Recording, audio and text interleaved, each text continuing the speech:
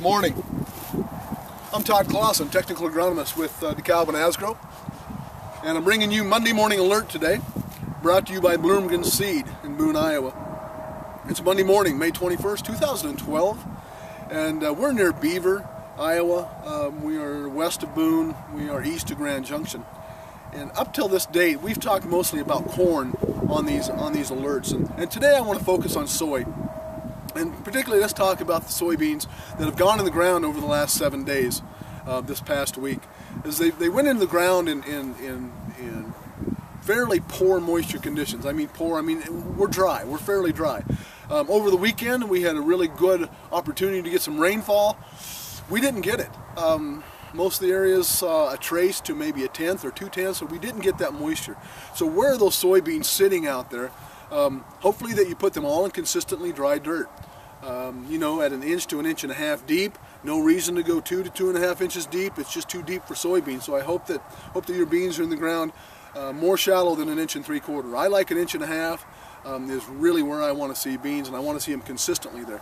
Another good thing that we saw with soybeans, if we put them in dry soil, it's a really good opportunity for a land roller to work well.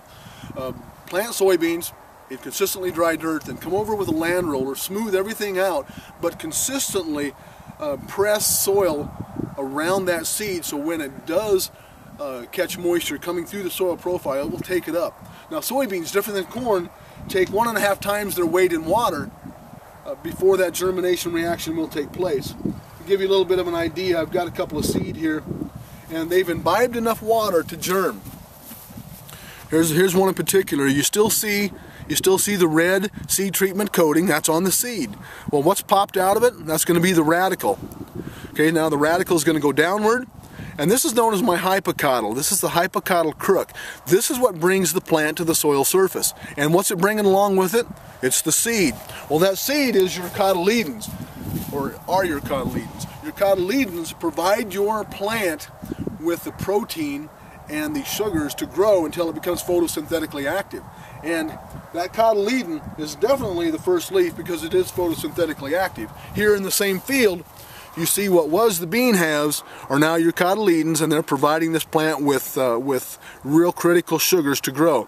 These are the unifoliates. Oh, and right here, that's the growing point.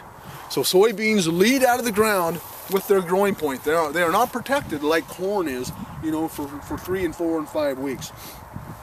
But we have seed sitting in the ground, waiting for that moisture. How long will they sit there? As long as it takes. You've got a real strong seed coat on soybeans, and your seed treated. So, you know, hell, on the bag it says store in a cool, dry place. Why not put them in the ground? All fun aside, they're going to be fine.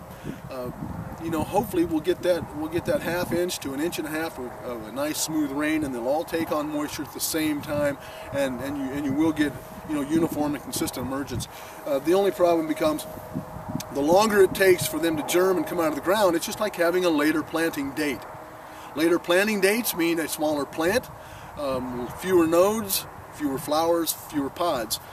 Also, I have less foliage. Less foliage is really important, especially when I start thinking about the huge sunlight days between June 20th and July 20th. And the less foliage or the less green tissue I have, the less sugar that this plant can take up. So I wouldn't be terribly concerned about them sitting in the ground. It's just that it is pushing back your relative planting date. The only other thing that we're seeing is again, these plants come up and out of the ground with a structure called the hypocotyl, and here it is in 2 different forms. The hypocotyl is a crook, and it brings the seed up and out of the ground. Here's another one that's just popped out of the ground, probably sometime overnight, and it's just starting to open up. And there's a couple things where we had earlier planting dates on soybeans, and this crook is the first thing that comes out of the ground, and it's trying to bring the seed along with it. And if there's a crust out there, this hypocotyl has a tremendous amount of torque, and it can actually break off trying to bring that seed through the soil surface. Well, what's the problem with this plant? I just lost the growing point because the soybean leads with its growing point. You know, that's the leading edge. And so the top of the plant, the meristematic tissue is broken. It's gone. These plants are now dead. So I'd watch that crust. Can I use a rotary hoe on that crust? Yes, I can, but I want that rotary hoe out there when this soybean is right at the surface with the crook, with this little crook above the soil surface, or I want the entire plant below that crust surface. If I have plants that are up and out of the ground and I disrupt this plant and break it off, as I just demonstrated, it's now a dead plant. So I don't want to kill more plants than I release. So two things we just looked at. Soybeans that were planted in dry dirt are probably remaining in dry dirt today and will until we get enough moisture to germinate. Remember that soybean seed takes 1.5 times its weight in water before that germination reaction will take place. They're going to remain there until you get that rain. The other, if you have a crust, be careful if you're going to try and rotary hoe them, because there's just a critical point that once that cotyledon's out of the ground, it becomes very susceptible to breaking off. So that's what we want to talk about today. I'm Todd Clausen. I'm technical agronomist at DeKalb and Asgrow, bringing you Monday Morning Alert, May 21st, 2012 from Bloomgren Seed. Hey, we'll see you next week. Bye.